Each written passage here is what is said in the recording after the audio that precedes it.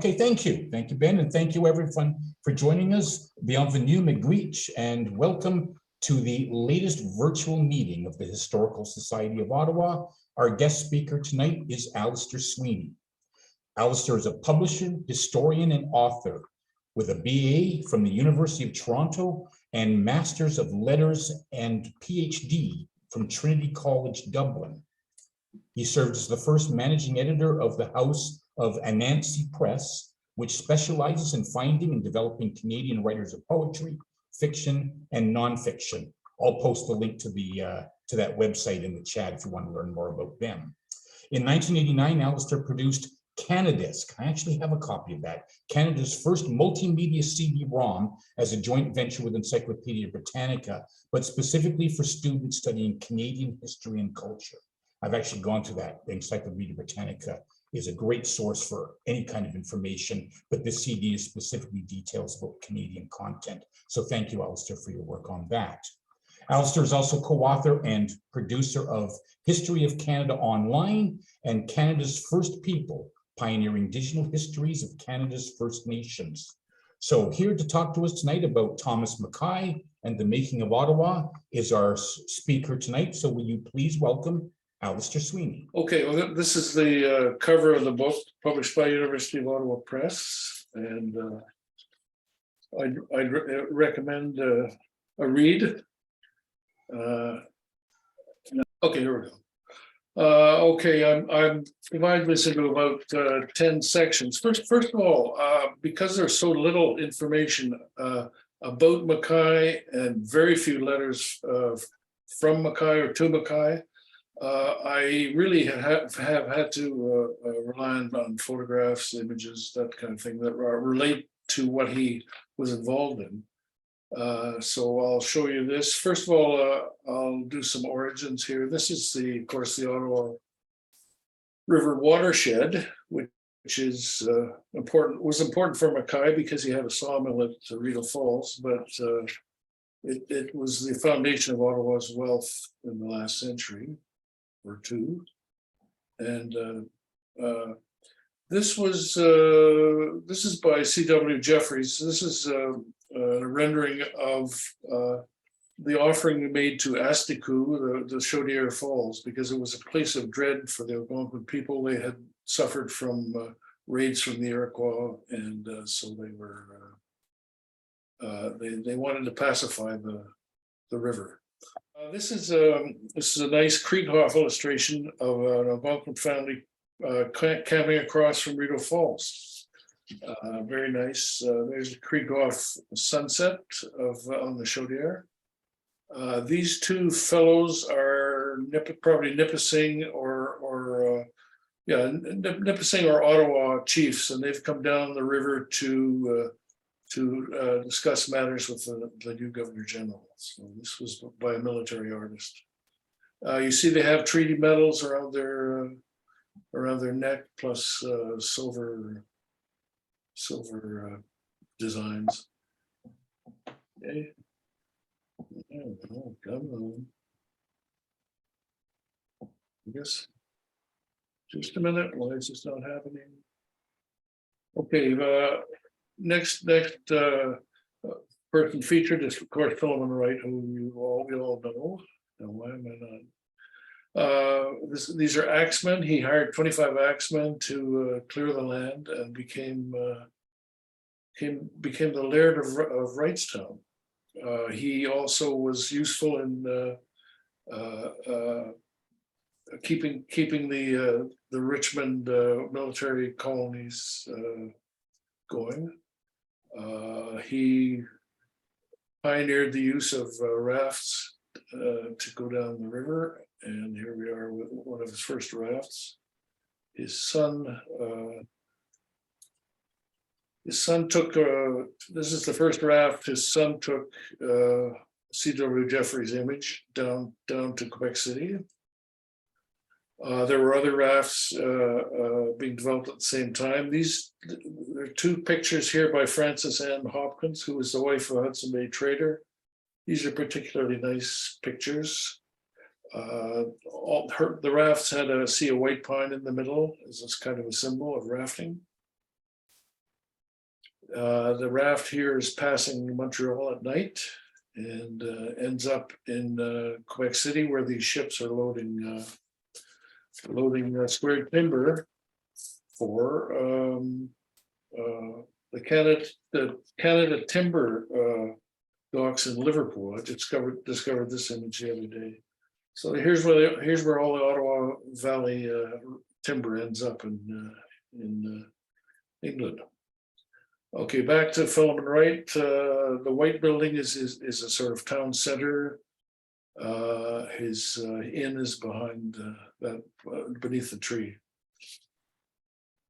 Another image by a military artist of Wrightstown.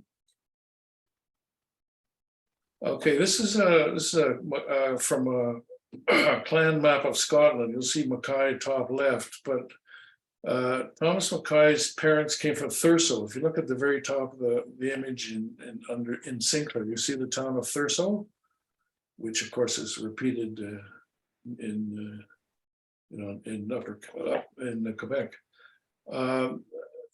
Times are getting tough, so they moved down to Perth, where there was work to be had. They were building a canal, and his father was a mason. And this is Perth today. That bridge was built probably by Mackay's father, and it's survived all these years. Okay, here's a map, Ordnance Survey map. There's Perth is in the middle of this territory. You'll see St. Andrews to the right, the Gulf Heaven, and it's about an hour and a half drive north of Edinburgh. Very nice place.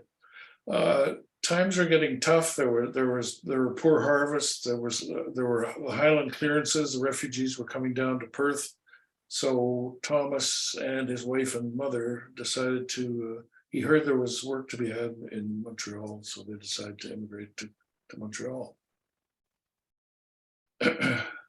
This is a picture a little after they arrived of that's Molson's steamboat in the middle, who that would take immigrants up from Quebec City. And there's a couple of rafting. This is from Ile Sainte-Hélène, and you see you see Notre Dame Basilica, which isn't built yet when this particular picture was taken. Okay, so this is the Champ de Mars in Old Town Montreal, and they lived behind those two buildings at the end of the parade ground, where the Montreal Conference Center now is. They had the first of a lot of family tragedies. One of their children died of smallpox. One of their babies, they had two babies, and the other one died shortly after arriving in Montreal of smallpox. So okay, now we're getting into.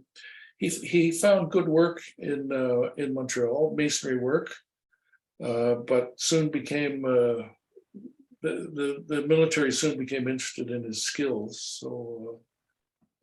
You may wonder why Queen Elizabeth I is here, but she started the British Empire by sending out her privateers to prey on Spanish treasure ships, and Spanish treasure will play a large part in this story. This is 200 years later, and during the Peninsular War. Yeah. Can you hear me? Okay.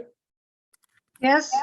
Okay, this is a British frigate attacking a Spanish treasure ship, and this ship, Spanish treasure ship, contained about £1 million in silver. Here's the silver. These are $50, Mexican $50, and this one is 1806. Charles IV. King of Spain and the Indies, King of Nueva Granada, $4 a piece, cast at the Mexican Mint. Yeah, but you don't leave. Oh, I'm getting feedback here. Okay. Yes, I'm trying to find the person. It's okay. I'll raise my voice. This is, of course, the Duke of Wellington. 2 years after Waterloo, he had discovered from one of his intelligence people that the Americans were still interested in capturing Canada, but they wouldn't waste their time on Lake Ontario or Lake Erie. They would go right through to Montreal. So he realized in order to, make the Yankees serious, but it would be to increase fortifications. And one of the first things he did was pay for this incredible ship, 102 guns, built in, get this, Kingston, Ontario. It was the largest ship in the Royal Navy at that point, bigger than Nelson's Victory. That poor American ship in the background didn't have a chance. So I would say this particular ship, which cost about £1 million to build, was a large factor in getting the War of 1812 finished. This is one of his generals from Waterloo, Duke of Richmond. He was engaged to find out which fortifications needed to be beefed up. Unfortunately, he got bitten by a rabid fox and died. So the Lord Dalhousie took over.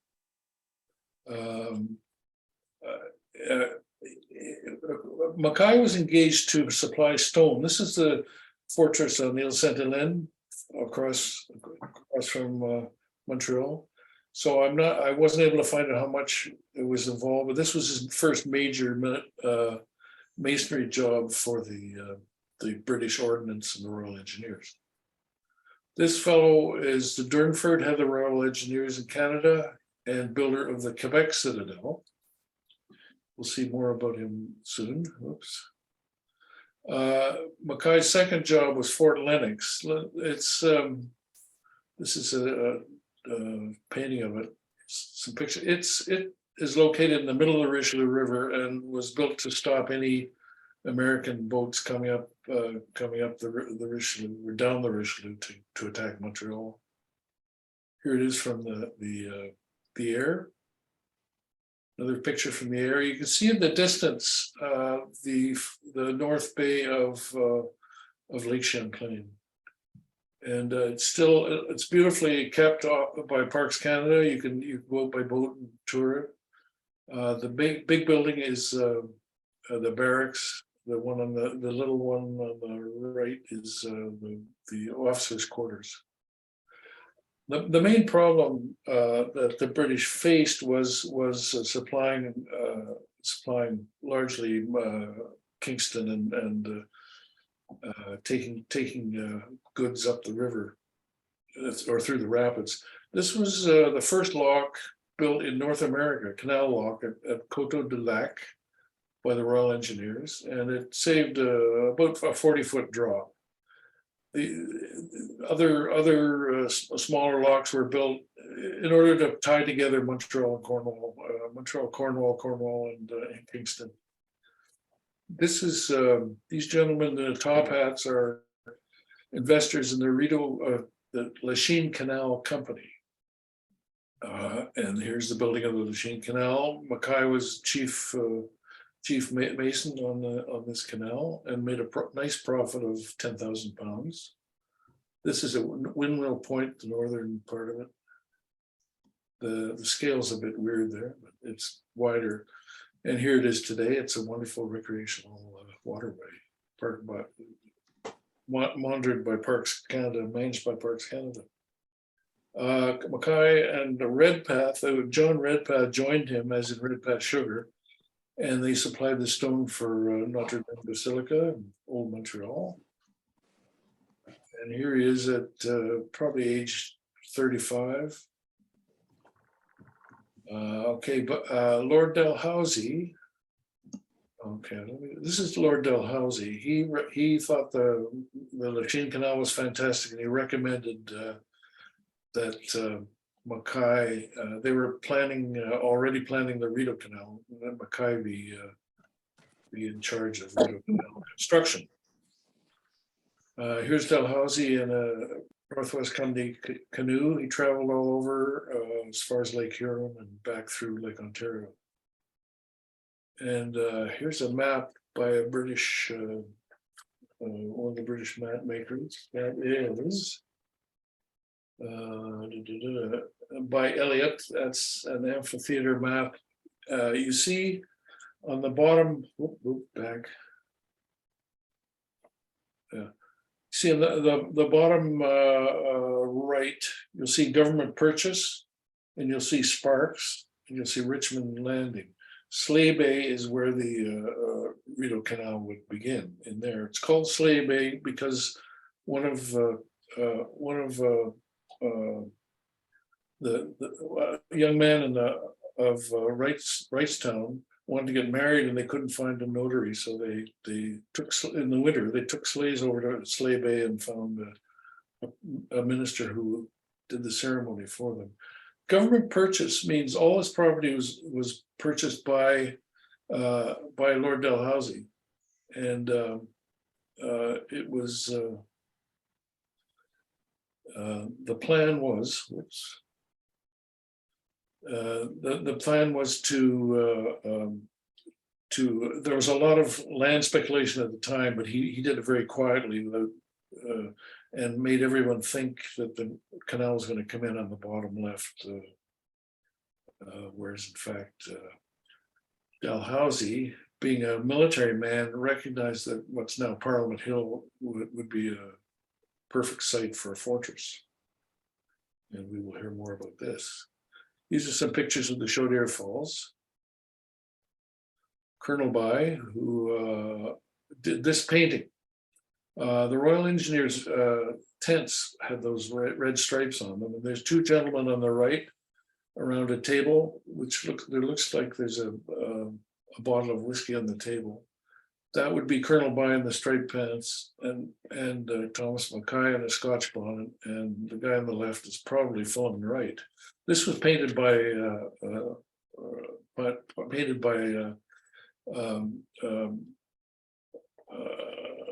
I guess it was no, it was painted by Colonel By.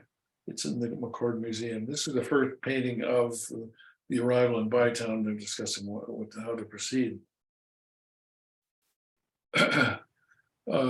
This is a barge. Lord Dalhousie liked to make impressive entrances, and this is a barge with 14 rowers and a flag, and coming into the bay where they're going to discuss the commencement of the Rideau Canal. And Dalhousie suggested that the 3 or 4 people, because he figured that Wrightstown would be the supply center for the Rideau Canal, that he wanted the contractors to do samples of their work. So Mackay did the arches on the right. Royal Engineers did the wooden arches. There was a swing bridge, and here you see the 4 arches that were built that united. It was called the Union Bridge that united Upper and Lower Canada. And here's Lady Dalhousie out in the middle of the cataract, being very brave. This is about the best I could get this picture, but get the picture. This is a map of one of the last bridge on the Upper Canada side, Truss Bridge, done by Colonel By. This is a very nice picture that used to be in the Colonel By room, I guess, in the Chateau Laurier. And here's overdressed Colonel By and overdressed Thomas Mackay discussing the construction of the canal. The guys in the red jackets are a British regiment of called the Sappers and Miners, who did construction work for and 2 regiments were sent out by the Duke of Wellington. And so you see somebody with a mallet in the center shaping the stones. Across the canal, you see a stone being put into place by cranes. Very nice work. These are the the navvies, not the nav, they weren't really called navvies. The laborers were paid about 1 or 3 cents, 3 cents a day.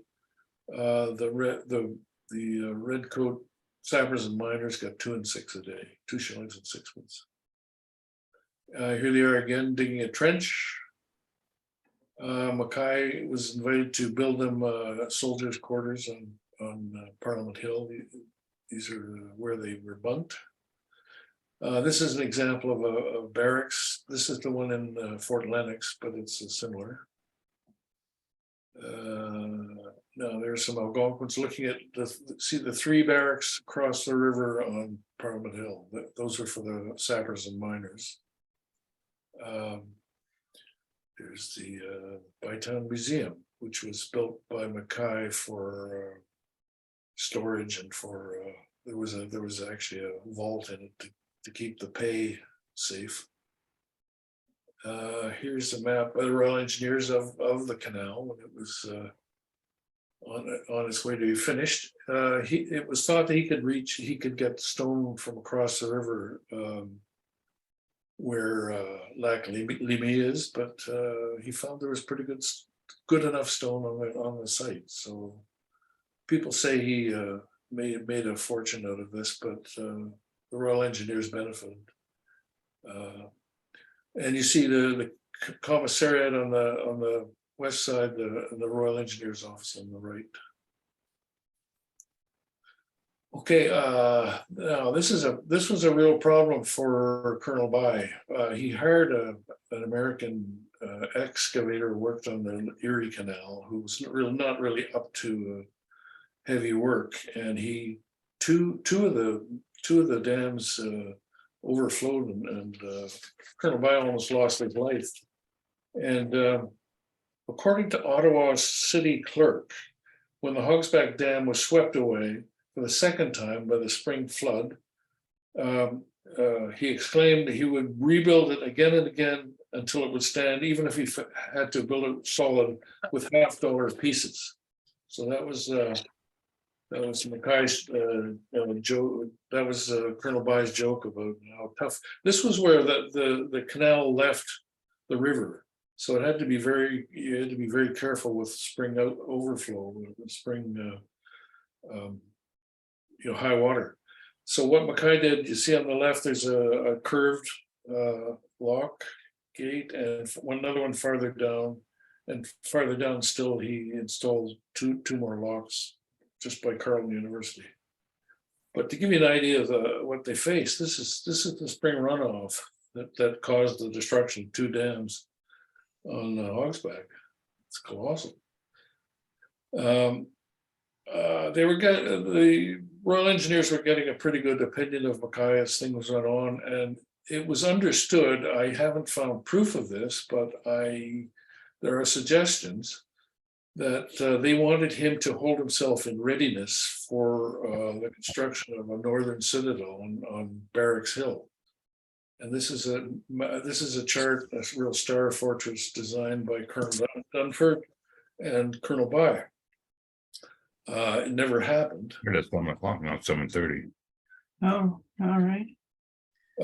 This is a sort of cartoon version of the Fortress Ottawa by Andrew King of the Ottawa Citizen.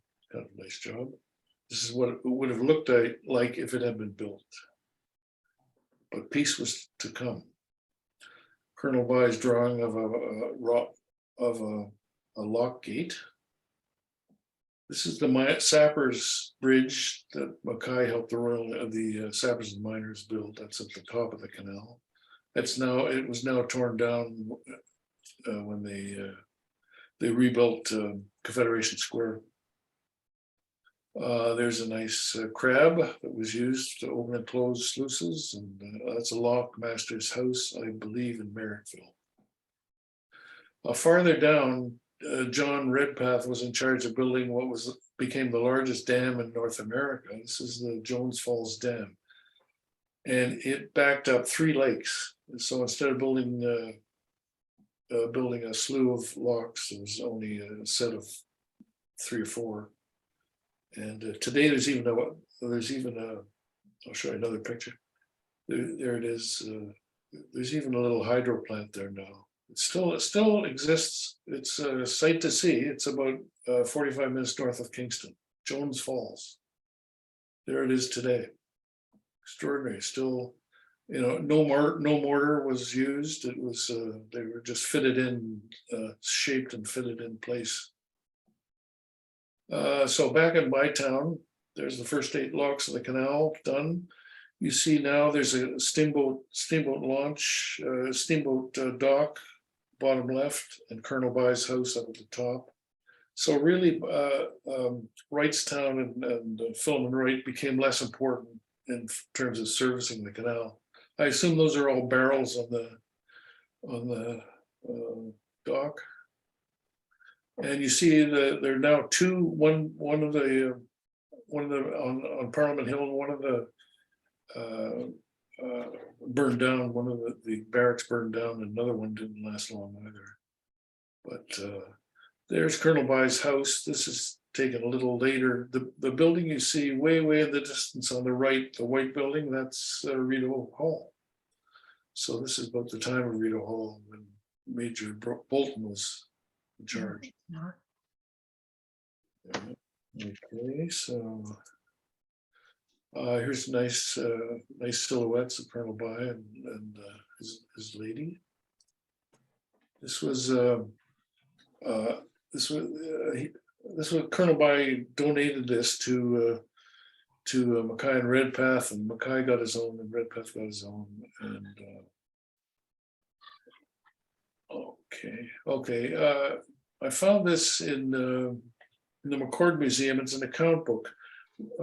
Redpath got so sick from malaria. Malaria was rife between sort of Smith Falls and Kingston, and he wanted to be let out of the contracts. This is an accounting of what's owed to him, and also they brought in 2 contractors, lesser contractors, Thomas Phillip and Andrew White. In these papers, there are all kinds of account books on what Redpath's wife ran the whole show. All horses. We need horses. We need axes. We need a barrel of brandy, whatever. They would order it. She would make sure it got there and was paid for. Whoops. This is later on. This is 1860, the canal in 1860. Give you an idea of it's a still working canal. There's a couple of boats in there. Redpath, a younger man. He used all his he had a profit motive which Mackay lacked, and he invested in Montreal real estate and companies, and he was a Bank of Montreal member. He helped get McGill University on its feet, and of course there's his sugar refinery. So, okay, this is a map of Mackay's work on the canal. You see, you got from the left down to the 8 locks. You got Hogsback, and he built a new spillway so it didn't overflow. Hartwell locks, and then Dow's Lake, Dow's Swamp. There was a drain. The key to a canal was making sure that the water level stayed the same. So there were various drains if things got out of hand. Moving down Concession D, about 5 o'clock, there's a drain there, and there's a drain that actually went through Lower Bytown before it reached the locks. This is a map by Colonel By of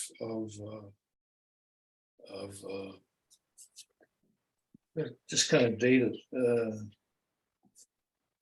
probably 1830s for sure. Colonel By was still there. There's Richmond, the military settlements above it. Carleton Village, which is Carleton Place, Fitzroy Harbor. Down along the bottom left, Merrickville, Nicholson's Rapids, and then Long Island and Manotick and the Jock River. And there's Hogsback, where the canal and the river divide. Now, many historians have said that really it was fairly useless, the canal, because it never had any military purpose, but that's not true. This is a important blockhouse at Merrickville. And this isn't the greatest picture, but what's happening is you've got a steamboat going into the bottom lock with 2 Durham boats that hold soldiers. Here they are at Jones Falls. There's the big dam, and they're waiting for the steamboat to come through the locks. And here they are going by Fort Henry. So, and these were military. This was a military project in 1838 when there were threats against the border, and the Battle of the Windmills then. This is a nice picture of a steamboat called Pilot in 1840-ish. Those canoeists better get out of the way. Okay, the growth of Bytown. This was Colonel By's advertisement, avertissement, that he needed office bearers to be collected and selected, and the town regularly incorporated by the inhabitants. So I believe Mackay was a councillor, and here's the first town council of Bytown with the glorious white pine. Okay, here's a plan, 1842, and Mackay has taken his profits and has built New Edinburgh. And I think in return for building a courthouse, in return for building a courthouse down at the bottom by the basin, he was given this lot up at the top called beside Green Island, so which gave him the monopoly of the water power of the Rideau River. So which helped. So he became a member of the Legislative Assembly and later councillor. There's Toronto, the Parliament buildings in Toronto. One of his major pushes was to get support for Elizabeth Briere and get better hospitals, health management for the Grey Nuns. There's the first hospitals in Ottawa. There were fever sheds and fever hospitals down along the shore. This is a friend of Mackay's who was another doctor. This is kind of a tourist picture by Bartlett, an American illustrator. There's a nice primitive of the locks. See, on Parliament Hill, two of the barracks have burned down. There's the third one's okay. On the top of the hill was the officers' quarters. Here's a map by the Royal Engineer. What was going on in the garden? Officers' quarters to the left. At the top, ruins, soldiers' barracks. There was a garden here and a storehouse, guardhouse, cookhouse, and a bakery. And okay, New Edinburgh and Rideau Hall. Okay, Mackay is in his 40s here, and he's starting to pull together the mills at Rideau Falls and get an immigration society going because they needed more Scots, obviously. And he started to, here's the Rideau Falls before the mills were built. And here's the first set of mills. The ones on the right in the small houses are the sawmills. The large one is a grist mill, I believe, and a blanket mill and a distillery. And there's the there was a pulley to take timber from timber rafts and up to the top and sawmill to the sawmills. And there are the other two mills. And this is called a waterscape, which shows you Bytown from the west, a bird's eye view. Bottom left are Philemon Wright's timber rafts being broken up. And you see the government ones are on the right. There's a whole bunch of rafts in the river. They're broken up as well, broken up and reassembled in trains, they call them. This is a view from Parliament Hill looking west. There's one of Mackay's arches. And Mackay believed in education and helped hire a schoolmaster, subsidize a schoolmaster. Some of you may know this, it's right across from the French embassy. That's probably 1920, maybe 1930. Looks the worse for wear. It was originally to be a dormitory for workers on Rideau Hall, but and there it is today, all gussied up by Parks Canada. There's two offices there for rent. Okay, this is not Rideau Hall, but this is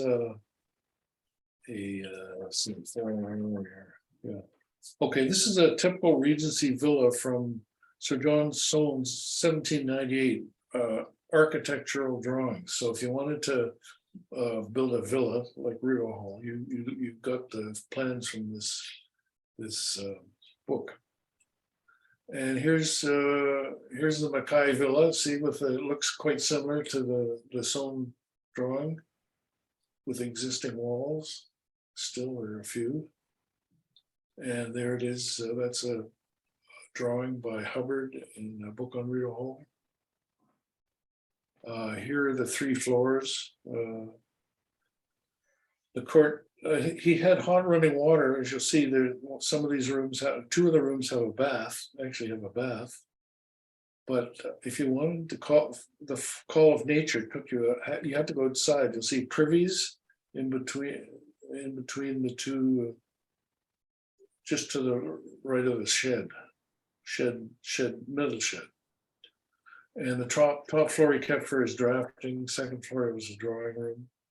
And it became eventually, that's the royal bedroom. It's got a beautiful plaster ceiling. There's the plaster ceiling. That's the royal bedroom in the 60s. I guess Queen Elizabeth stayed there. So. Okay, this is not a very good map, but it gives you Rideau Hall is the brown building in the center, and there was it was a working farm. Up in the top, you see farm buildings, piggery, whatever, barnyard. The problem is, and this is again, the family lived with a lot of tragedy. The cows were infected with TB, tuberculosis. These are Mackay's 2 daughters, Annie at the desk, and Elizabeth. Elizabeth died at age 40 she married Thomas Kiefer. Annie married Mackay's bank manager, McTaggart. And here's this is Elizabeth. And the fascinating thing about Elizabeth is she was a great lover, apparently, of Jane Austen. And she was the one who named Rideau Hall, because all Jane Austen's novels have halls.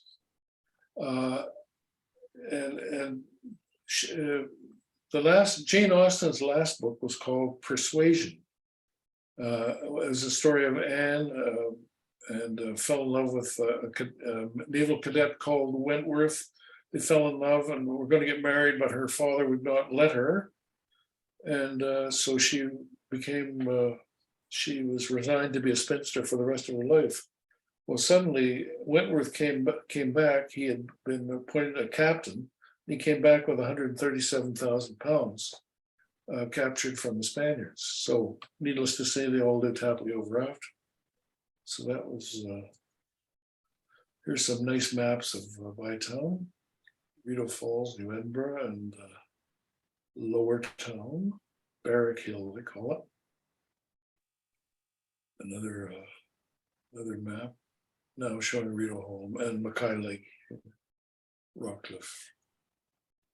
Okay, this gentleman is his name is Bagot, and the Rush-Bagot Agreement.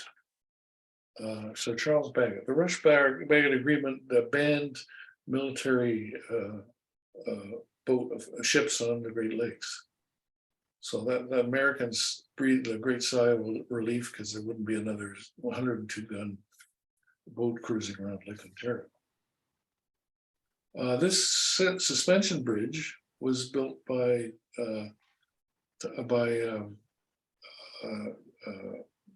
Mackay had two brothers, sons-in-law, John McTaggart and Elizabeth Kiefer. Kiefer's brother was Minister of Public Works, keeping it in the family, and they were from Niagara, and they'd actually got involved in building the suspension bridge across Niagara. But this was the Union Bridge between Upper and Lower Canada.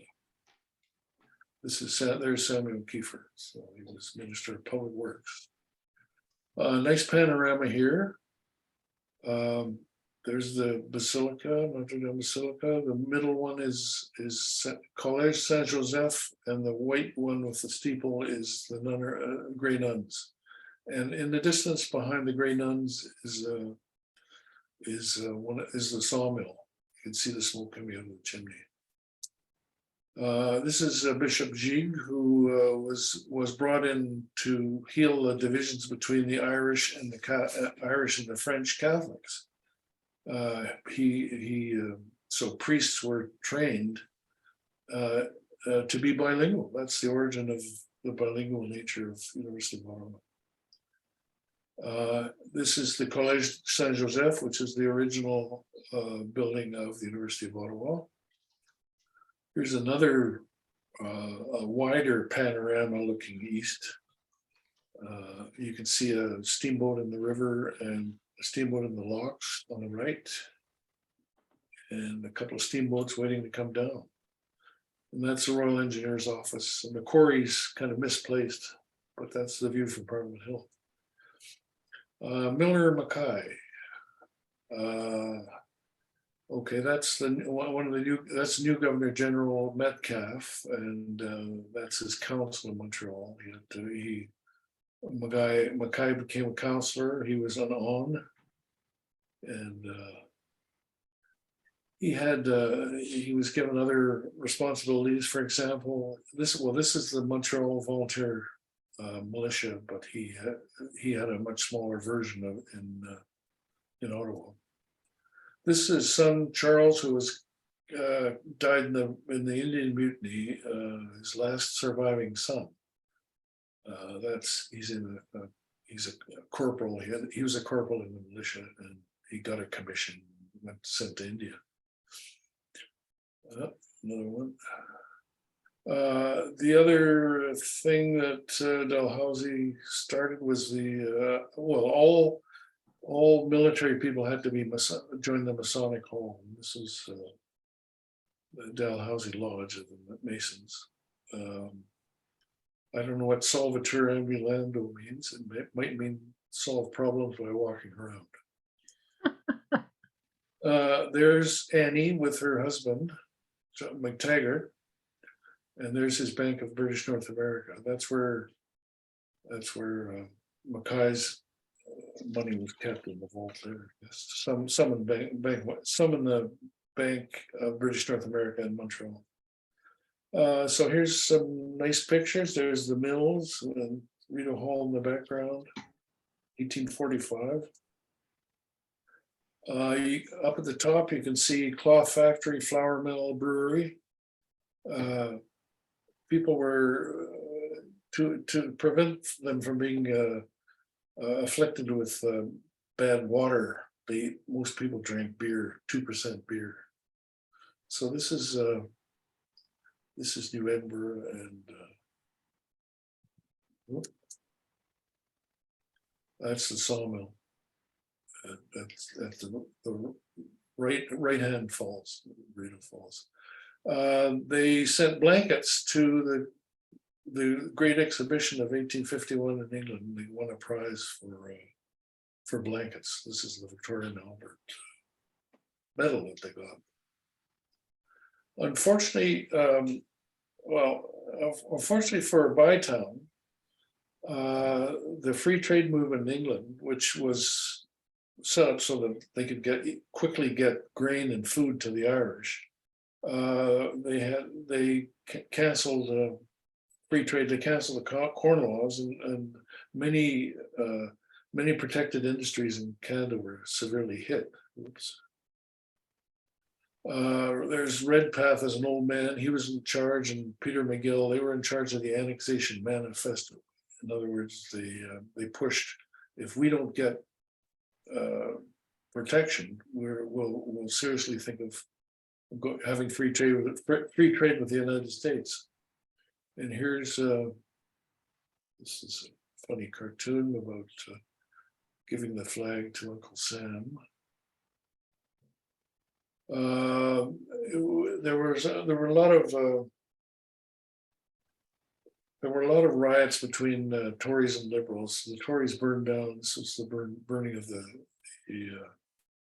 assembly in Montreal, and this is the Stony Monday riot in Ottawa. Supposedly, those soldiers in the background are not Mackay's militias. They were small Royal Canadian Rifles, and they stopped them at the bridge. Everybody cooled off. This is Lord Elgin, who said enough is enough and went down to Washington and negotiated the Elgin-Marcy Reciprocity Treaty, which gave managed free trade and solved a lot of problems. This medal is fascinating. This is a medal given to Thomas Mackay. I'm going to talk about this because it's interesting. Thomas Mackay, at age 17, played shinty on ice in Perth, Scotland. So he set up a shinty medal, the Bytown and New Edinburgh Shinty Club, and of course the Scots won it. The Bytown Scots won it. But fascinating stuff, because it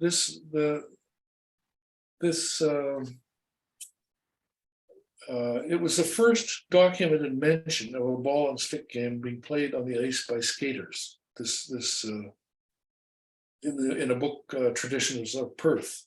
Shinty used to be played in all weather on the Inch, an island in the Tay River, by large assemblies of young men, apprentices, and boys. This also was played in the game by large parties, particularly by skaters. So this is hockey history. This is quite interesting.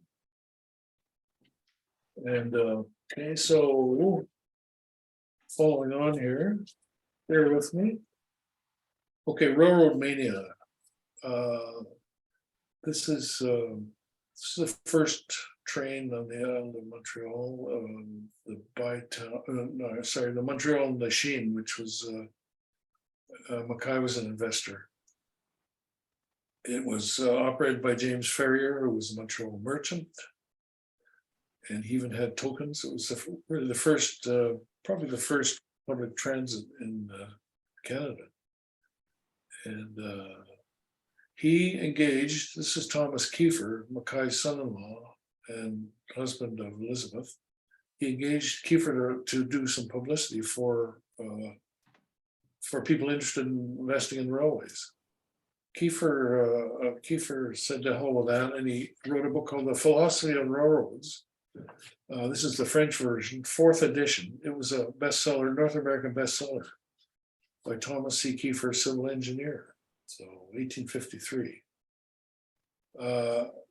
Okay, now Mackay had two son-in-laws, Kiefer and McTaggart. McTaggart sort of ran the mills, and Kiefer was involved in this new railway. Mackay is an investor. The idea, there were going to be two railways from Ottawa. This one, the Bytown of Prescott, 1850, and this one, This one never got built. The other one got built first, and it was such a disaster that nobody wanted to touch investing in railroads. It doesn't say that on this plaque, how disastrous it was, but everybody, all the little municipalities had to join to.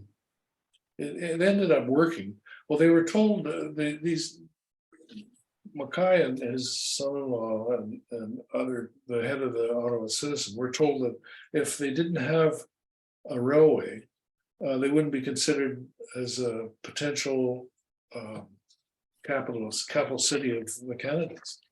So it was that serious. So they built this railway, lost money. Here they are at a meeting I think maybe they were angry because it was losing so much money. That's the old market building. Meantime, Mackay is looking at a little bit the worse for wear. He was under a lot of stress with this money-losing railroad.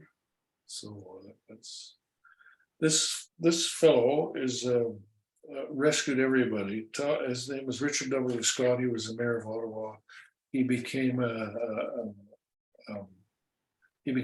minister of, wasn't treasury in the Mowat government, and he set up a loan fund to all the towns and cities and villages that invested in railways and bought them out for 10 cents on the dollar, but at least he rescued them. And the railroad finally was rescued by this man. He was Thomas Reynolds. He was the agent of the British furnishers of rails. So all the rails that were brought over and used in the railway were now under his control. So basically, he controlled the and he refinanced and rationalized the railroad. And the first railroad was a disaster because it only went to the mills, Rideau Hall mills, Rideau Falls mills, whereas it should have gone down to the Breton Flats first. But Reynolds made sure that there was a branch line to Le Breton Flats. Here he is. He bought that's what's his name? Earnscliffe. That's Earnscliffe, and there he is in his white shirt. He loved the place, but unfortunately he became ill and had to go back to England. Here's some of his trains that's crossing the Rideau River by New Edinburgh, and the terminus was, where the Pearson External Affairs building is, Global Affairs. Another reason why it was a disaster, Bytown and Prescott, was because of this fellow, and his name is what's his name? I forget. Oh, Georges Cartier. I wrote a book about it, and there was he was the chief of the railway committee and Parliament. He was also solicitor of the Grand Trunk Railway. He immediately saw that if you look at the left-hand side, about 3/4 in, you'll see Prescott and Ogdensburg. And there was a railway gang in the United States based in Boston who wanted to cross the St. Lawrence and Ogdensburg to Prescott. So they helped finance the St. Lawrence and Ottawa. And the reason they wanted to do that was to take business away from Montreal. Of course, Cartier was Mr. Montreal and would not allow any crossing of a border without the permission of the cabinet. Let me go back here a minute, sorry. In the British North America Act 9210C, it puts in the hands of the cabinet all control over cross-border rails. So there's no way the Americans could cross. The Americans wanted to cross the border and go south up the Ottawa River Valley, cross lower Michigan, and then Lake Superior, but they didn't say when they were, where they were going there. Well, some of the Americans close to Sumter wanted to take over the Canadian prairies. And of course, the CPR stopped that development. Meanwhile, Kiefer was, the Grand Trunk needed a crossing, or a rail crossing. And Kiefer was put to work. People said he couldn't do it, they couldn't do it. Kiefer did soundings all across the river here, all across the river and on the ice, and said, no, it can be done. So there was a great movement to get this going. And there's Kiefer's chart of where the railway would go across with the different bridges, with a navigable channel in the middle. That was fine. However, Kiefer made a serious mistake, and his name used to be on this piece of paper, but it wasn't anymore. I'll tell you why. Oh, he criticized in public, criticized the finance minister, Sir Francis Hincks, for taking free shares from the Grand Trunk Railway. So he was ejected from the project and never invited to do railways again. But there were other. This is a wonderful picture by an Illustrated London News artist in 1860, which shows there's on the left is Ile Saint-Hélène and the fortress where Mackay worked. The middle, right in the middle, the church is Notre Dame, where Mackay and Redpath supplied stone. And then you see all the, if you keep going toward the right, you see sails and boats. The Rideau Canal starts there. And there's the, they built it without acknowledging, he wasn't even invited to the opening ceremony, Kiefer. But he was also experimenting in waterworks. So this reservoir, that's the Arts Building in McGill, the white building with the dome. And this reservoir supplied pressure to waterworks throughout the city. And he used simple hydraulic force from the river. Eventually it was a steam pump to provide drinking water to Montreal. So wonderful picture. It was done actually by the picture. Well, this gentleman here is Sir Head. What's his name? Yeah, Sir Edmund Walker Head, who was a bit of a management genius, and he figured out a way to get Ottawa to become the capital, which good for him. First of all, when there was a deadlock, the Queen's they came to the conclusion that if it were called the Queen's choice, the choice of Ottawa as capital, nobody would dare go against that. Most of the work was done by Prince Albert, who checked out Ottawa thoroughly. This is Prince Albert, nice daguerreotype, colored daguerreotype. And here's the first seal of the city of Ottawa, Advance, with with a railway train and the white pine and the suspension bridge and the canal or the locks. So, and this was an exhibition by the Bytown Mechanics Institute, which was set up by Mackay and his friends. And it's the origin of Bytown Public Library, or Ottawa Public Library. This was an exhibition attended by Lord Elgin to show them that people in Ottawa were very welcoming and good people. Feed the flame, Ottawa Mechanics Institute. That's what they used to call these public libraries were for the working man, mechanics institutes. And this is Kiefer had other time in his hands. This is something he developed for the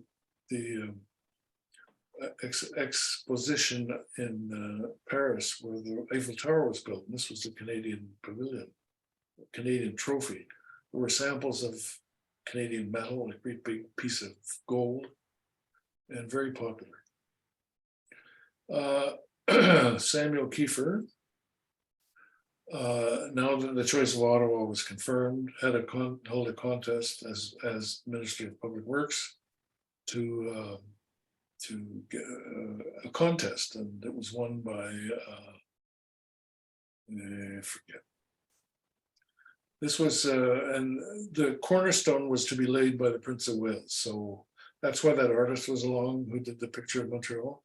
He followed the prince, and there's the Illustrated London News picture of the cornerstone being laid. The prince also was sent down a timber slide. It was lots of fun, and a regatta was held in his honor in the basin. So, meanwhile, Kiefer was and his wife.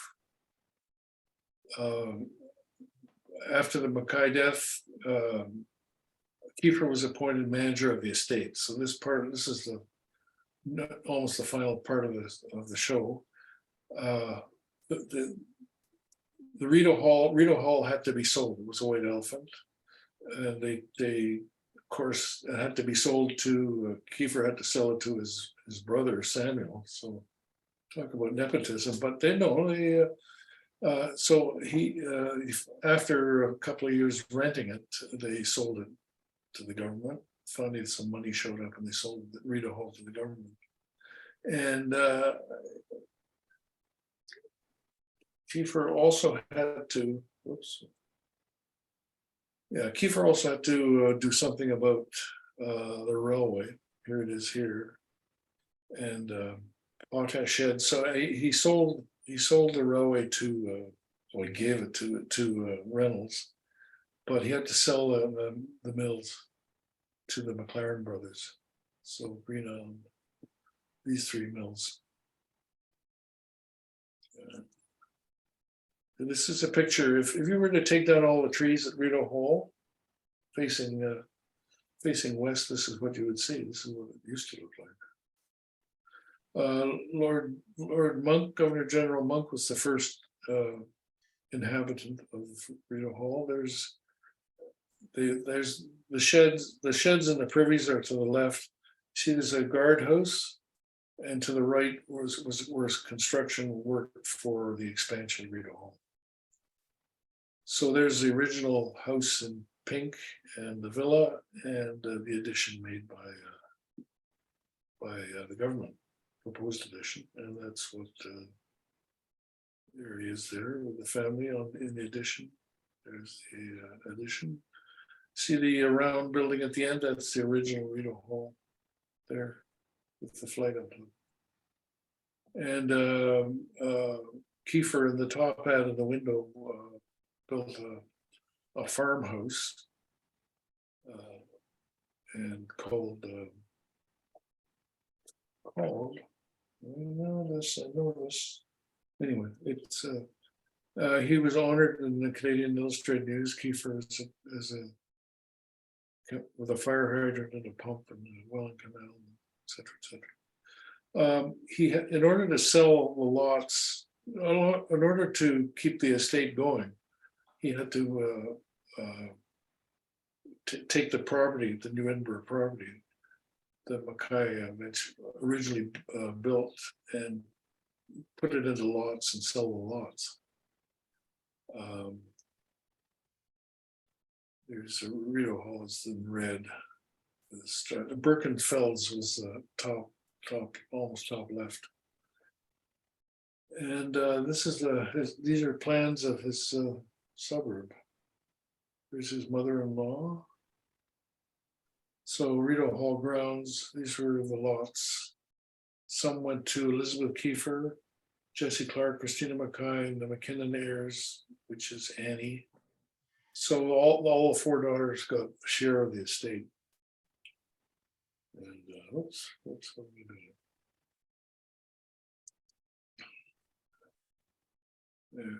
More family tragedy. This is Kiefer's daughter, Jessie.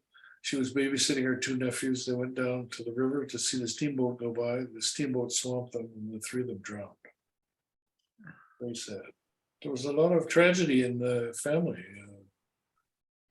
TB, tuberculosis, was rife in Ottawa in those days. So I would say 5 of the children had TB.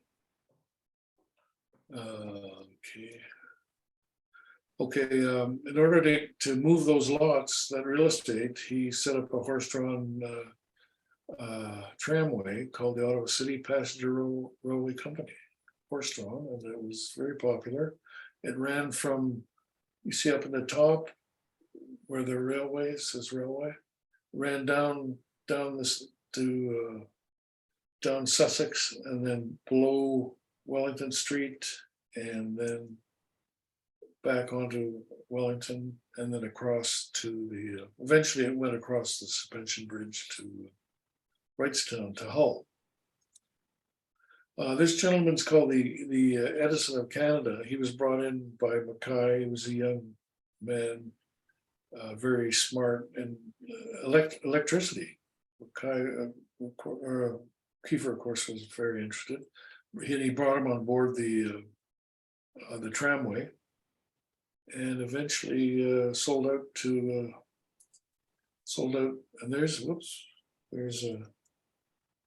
he sold out to. He sold out to Ahern and Soper. They were partners, and they electrified the tramway. This is coming out of Rockcliffe Park. And they set up, starting with the Kiefer, they set up sort of family picnic parks at each end of the one in Britannia, one in Rockcliffe. This is the Rockcliffe one, and Lansdowne. And then, so on Sundays, you could go and have a good time with your family and taking the tram. This is Kiefer is a grand old man.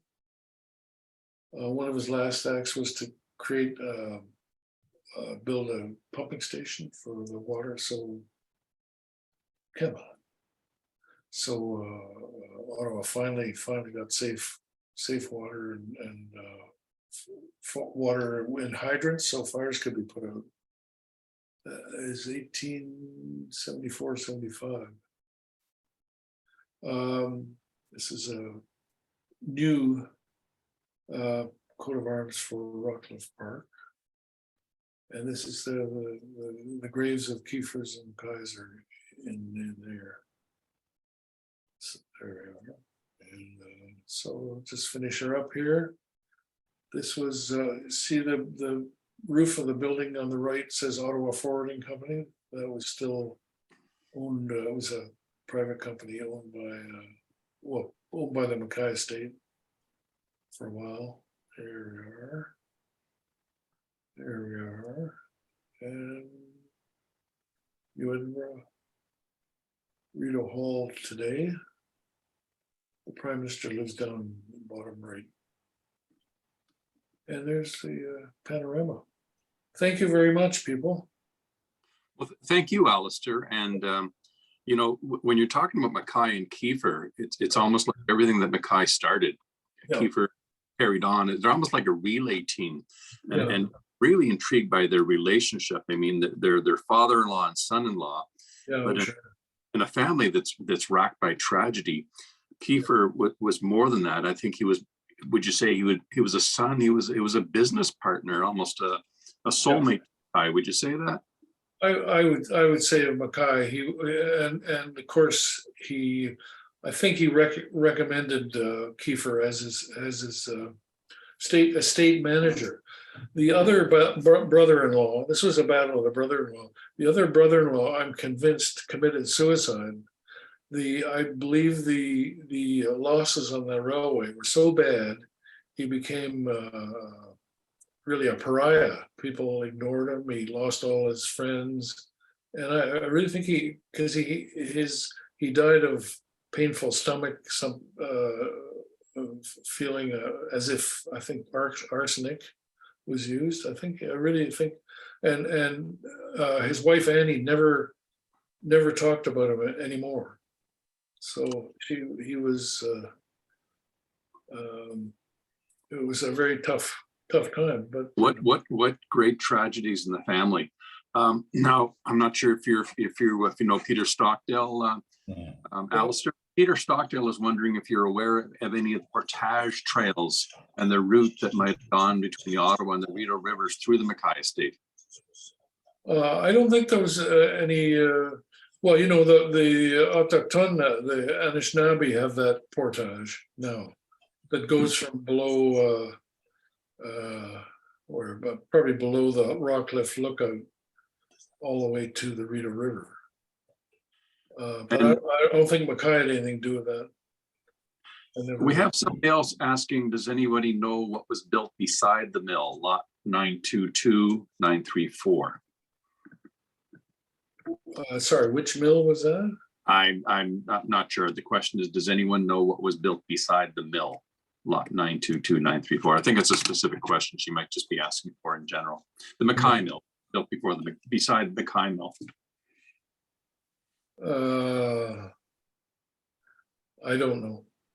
I'm not sure. There were four mills owned by the same family. Yeah.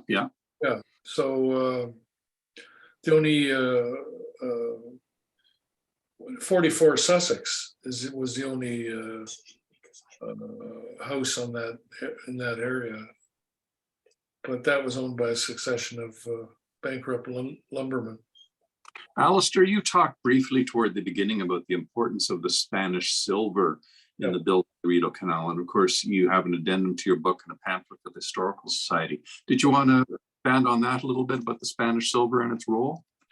Well, the interesting thing is Spanish silver, the British abolished slavery in two sort of operations. First of all, they banned the continuing use of slavery, but they didn't abandon slavery per se. Peel, Sir Robert Peel and Grey, Earl Grey tea,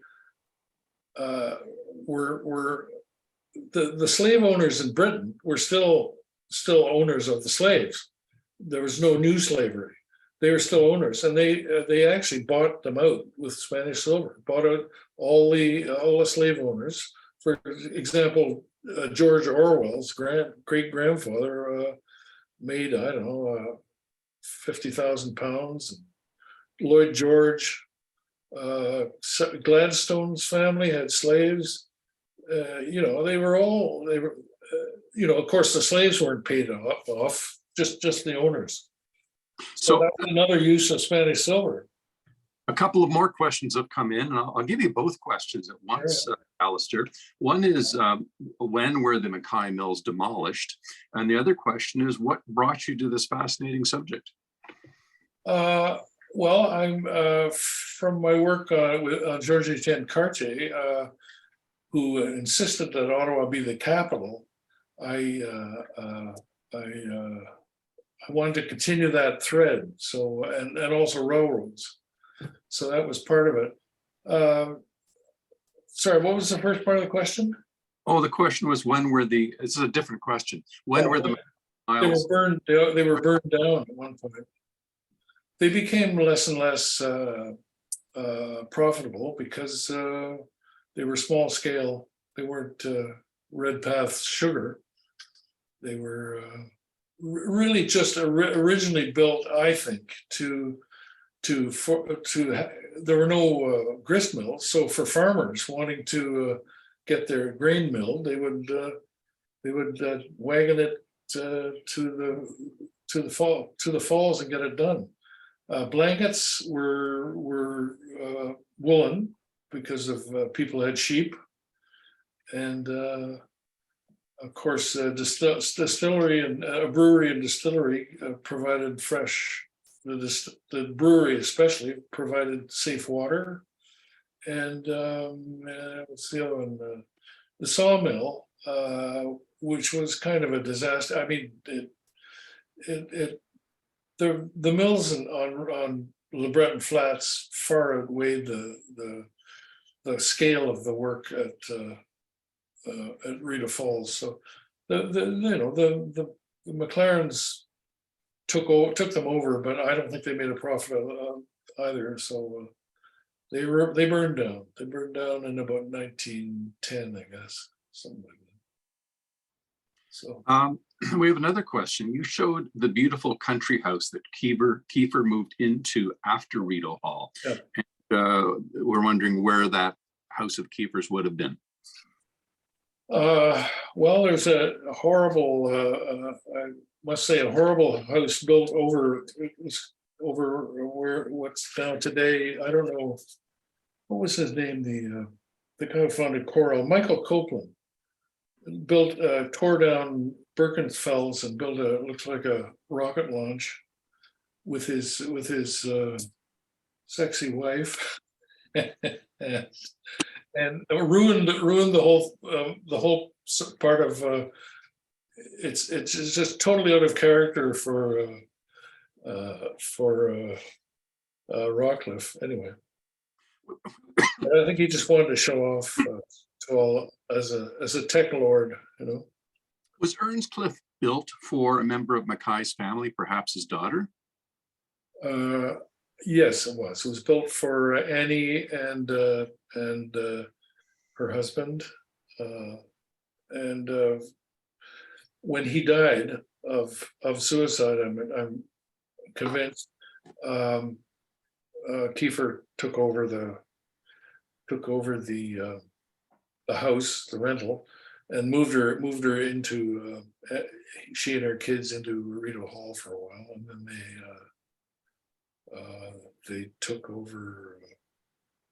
Well, he when Elizabeth died, he married Annie, the sister-in-law. He did, you know, the people whispered, but it was perfectly above board. So yeah, so it was sold to Reynolds, the Rowie guy, and eventually to Johnny MacDonald, and eventually to the British High Commission. Now, he did not build St. Bartholomew's adjacent to Rideau Hall, did he? No. He built the St. Andrews? Yeah, Presbyterian. Well, I think that concludes our presentation tonight, Alastair. That concludes the questions. I want to mention that our next virtual speaker series will be in 4 weeks. And it is on a topic that we touched tonight. It'll be about the end of slavery in Upper Canada and finding out why attempts to abolish slavery in Upper Canada failed and why it required a revolution decades later in Jamaica before slavery finally came to an end throughout the British Empire.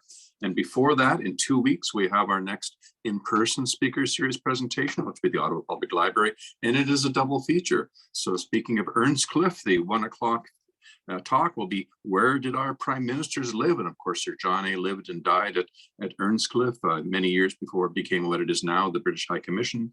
And that'll be Hagit Adaya revisiting the early homes of Canada's prime ministers. And then at 2 o'clock, also on February the 8th, we will have the history of street art in Ottawa with Emma Kent exploring the evolution of street art in the nation's capital. So I want to thank you very much, Alastair. I want to thank my co-hosts. I want to thank everybody who attended.